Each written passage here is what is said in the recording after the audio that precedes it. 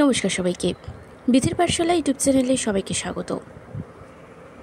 আজকের নিবেদন ষষ্ঠীপদ চট্টোপাধ্যায়ের একটি ভৌতিক গল্প স্বর্গারোহণ পালা। তবে আজকে গল্প শুরু করার আগে আমার চ্যানেলে যারা নতুন তারা চ্যানেলটিকে অবশ্যই সাবস্ক্রাইব করে ভিডিওগুলিকে লাইক করে দেবেন, ভালো লাগলে বন্ধুদের সঙ্গে শেয়ার করবেন এবং পাশে থাকা বেল আইকনটি অবশ্যই ক্লিক করবেন। শুরু করছি আজকের নিবেদন। খুব কম করেও 50 বছর আগেকার কথা। কলকাতার এক নামকরা যাত্রা কোম্পানি মেদিনীপুরের এক গ্রামে চলেছে তাদের দল নিয়ে যাত্রা করতে। তখনকার যাত্রাওয়ালারা আজকের মতো এমন লাক্সারি বাসে যাতায়াত করতো না। 4-5টি গরুর গাড়ি বোঝাই করে অভিনেতা ও দলের অন্যান্য লোকেদের নিয়ে যাযাবরের মতন এক দেশ থেকে অন্য দেশে রওনা হতো। এই দলটিও চলেছে গ্রামের পর গ্রাম পার হয়ে, নদী নালা ডিঙিয়ে, বন জঙ্গল অতিক্রম করে চলেছে। দলের অধিকারী রাখহরি ভান্ডারী মশাই অত্যন্ত সদয় লোক। কোনো পার্টির কাছ থেকে দলের গওনার জন্য বায়না নামা করার পর কথার খেলাপ করেন না এবং নির্দিষ্ট সময়ের অন্তত 1 ঘন্টা আগেই তিনি গন্তব্যস্থলে পৌঁছে যান। কিন্তু এবারের যাত্রায় মনে মনে তিনি একটু প্রমোদ গুনলেন। গন্তব্যস্থল এখনও 7 ক্রোশ দূর, অথচ আকাশের অবস্থা খুবই খারাপ। ঘন মেঘমালার আকাশ ভরে আছে, বিদ্যুৎ চমকাচ্ছে। গরুর গাড়ি যদি রেলগাড়ির মতন ছোটে তাহলেও তিনি দুর্যোগ এড়িয়ে পৌঁছাতে পারবেন না। একেবারে নামে নামে অবস্থা। তবুও তিনি চালকদের গাড়ির গতি দ্রুত করতে বলে শঙ্কিত চোখে আকাশের দিকে তাকাতে লাগলেন। দলের লোকেরাও চিন্তিত হয়ে পড়ল খুবই। সত্যি তো, এইভাবে যাওয়া কি করে যাওয়া যাবে? তারা বলল, অধিকারী মশাই, এবার বোধহয় আমাদের দলের মান আর রইল না। অধিকারী বললেন, সে বললে তো হবে না ভায়া, যত দুর্যোগই হোক যেতে আমাদের হবেই। তা তো হবেই, কিন্তু যাবেন কি করে? এ যা অবস্থা দেখছি, এখানেই না আটকে পড়তে হয়। জয়গুরু জয়গুরু, দেখা যাক কি আছে কপালে। একে আষাঢ় মাস, তার আকাশের এই অবস্থা। ওরা কি বর্ষাকাল ছাড়া যাত্রা করার সময় পেল না? সে বললে কি হয়, গ্রামগঞ্জের ব্যাপার, চাঁদা তুলে টাকা পয়সা জোগাড় করবে তবে তো। বৈশাখ মাসে হরিসভা দিয়েছিল, তখনই যাত্রা হওয়ার কথা, কিন্তু টাকা পয়সার জন্যই পিছিয়ে গেল। তাই এই সময় হচ্ছে। ওদের বড় আশা আমাদের দলের যাত্রা গান শুনবে, তাই দোনোমনো করেও বায়নাটি নিয়েই নিলাম। কিন্তু আকাশ যেরকম করছে তাতে, সে তো দেখতেই পাচ্ছি, এ যেন প্রলয় পূর্বাভাস। বলতে বলতেই ঝড় উঠল। সে কি দারুণ ঝড়! গাছের ডালপালা ভেঙে পড়ল, গাছ উপড়ালো, গরুর গাড়ির ছাত্রী উড়ল, ধুলোয় কুটোয় ভরে গেল চারিদিক। ঝড় আর জলের দাপট মূর্তিমান বিভীষিকার মতন দেখা দিল। সামাল সামাল রব উঠল চারিদিকে। এদিকে যে গ্রামে যাওয়ার কথা তারাও তখন হায় হায় করছে। শুধু কি এই গ্রামের লোক? ভিন গাঁ থেকেও দলে দলে লোক সকাল দুপুর থেকে চাটাই মাদুর থলে বিছিয়ে হাবি তেজ করে বসে আছে কলকাতার পেশাদারি দলের যাত্রা শোনার জন্য। রাত 10টার মধ্যে যাত্রা পার্টির আসার এবং 12টায় যাত্রা আরম্ভ হবার কথা, তার জায়গায় এ কী হলো? যাই হোক, দুপুরের পর থেকে আরম্ভ হয়ে একটানা সেই দুর্যোগ রাত 9টা নাগাদ কেটে গেল। চারিদিকে কাদায় কাদা, নিচু জায়গাগুলো জলে ডুবে গেছে, কোথায় বা পাথরের উপর দিয়ে জলস্রোত বইছে। শামিয়ানা ছিঁড়ে কাদায় মাখামাখি হয়ে পড়ে আছে একপাশে। সবাই বিষণ্ণ মনে বসে বসে ভাবছে। তাই তো, যাত্রা হোক বা না হোক সেটা বড় কথা নয়, এই অজ গ্রামে আসতে গিয়ে অত বড় দলের লোকজনগুলোর কি অবস্থা হলো? তারা যে কোথায় কতদূর কিভাবে আছে তাই বা কে জানে। সবাই মনে মনে ভগবানকে ডাকতে লাগলো, দেখো ঠাকুর, যেন দলটির কোনো ক্ষতি না হয়। যাত্রা আজ না হয় কাল হবে, কিন্তু মানুষগুলো যেন প্রাণে বাঁচে। গ্রামবাসীরা এরকম সব চিন্তা করছে এমন সময় দেখা গেল পরপর 5টি গরুর গাড়ি কাদায় মাখামাখি অবস্থায় এসে থামল বারোয়ারি তলায়। সকলে হইচই করে হ্যাচাক লণ্ঠন নিয়ে ছুটল সেদিকে। অধিকারী মশাই ভুঁড়ি দুলিয়ে নেমে এলেন গরুর গাড়ি থেকে। গ্রামবাসীরা অবাক, বলল, এই কি দুর্যোগে আপনারা এলেন কি করে? কেন, না আসবার কি আছে? আমার নাম রাখহরি ভাণ্ডারী, কথার খেলাপ আমি করি না। দুর্যোগে কষ্ট পেয়েছি ঠিকই, তবে ওর সময় আমাদের গা সওয়া। এখন আপনারা অনুমতি দিলেই যাত্রা আরম্ভ হবে। এর আবার অনুমতি? চোখের পলকে বারোয়ারি তলার লোকে লোকারণ্য হয়ে গেল। হ্যাচাক লণ্ঠনের আলোয় ঝলমলিয়ে উঠল চারিদিক। যাত্রার কনসার্টের ধ্বনিতে মুখর হয়ে উঠল গ্রামখানি।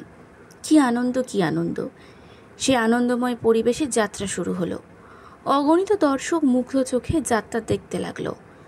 কেউ দুঃখে কাঁদল, কেউ বা আনন্দে হাততালি দিল। ক্রমে রাত শেষ হয়ে এলো, যাত্রাও শেষ হয়ে এলো। কিন্তু এ কি, এও কি সম্ভব? সে দৃশ্যে নরবলি আছে। এরা যে সত্যি সত্যি একটা লোককে হাঁড়ি কাঠে মাথা গলিয়ে নরবলি দিল। তারপর ব্রহ্মা বিষ্ণু মহেশ্বর এলেন। এঁদের আশীর্বাদে সে কাটা মুন্ডু আবার জোড়াও লেগে গেল। বিস্মিত অভিভূত দর্শকেরা ভেবেও পেলেন না এসব কি হচ্ছে। এরকম সাংঘাতিক পালা এর আগে তারা কখনোই দেখেননি। বিস্ময়ের পর বিস্ময়। ব্রহ্মা বরদান করে আসরের মাঝখান থেকে হাউয়ের মতন উড়ে স্বর্গে চলে গেলেন। ব্রহ্মার পর বিষ্ণু আর মহেশ্বর। মাটি ছেড়ে তাঁদেরও দেহটা ধীরে ধীরে শূন্যে উঠে আকাশে মিলিয়ে গেল। শুধু ব্রহ্মা বিষ্ণু মহেশ্বর নন, অন্যান্য কুশলবররাও ওই রকম একইভাবে স্বর্গারোহণ করলেন। দর্শকেরা তো তখন মূর্ছা যাওয়ার অবস্থা। যাপ বাবা, এসব আবার কি কাণ্ড! এইসব ঘটতে ঘটতে ভোরের আলো ফুটে উঠল। আর ভোরের আলো ফুটে ওঠার সঙ্গে সঙ্গে কনসার্ট পার্টির লোকজনগুলো কীরকম যেন আবছা হয়ে যেতে লাগলো। আর কনসার্টের সুরও মনে হলো ক্রমশই যেন দূরে, বহু দূরে মিলিয়ে যাচ্ছে। এইভাবে একসময় সুরও মিলিয়ে গেল, লোকগুলোও অদৃশ্য হয়ে গেল। পরের দিন সকালবেলায় দেখা গেল 5টি গরুর গাড়ি বোঝাই করে একটি যাত্রার দল আসছে। গরুর গাড়িগুলো বারোয়ারি তলায় এসে থামতেই অধিকারী মশাই হাত জোর করে এসে বললেন, হে স্বজন গ্রামবাসীগণ, আপনারা আমাকে ক্ষমা করুন। জীবনে এই প্রথম আমি কথার খেলাপ করলাম। কাল পথিমধ্যে ভয়ঙ্কর দুর্যোগে পড়ে বহু চেষ্টা করেও আসতে পারিনি।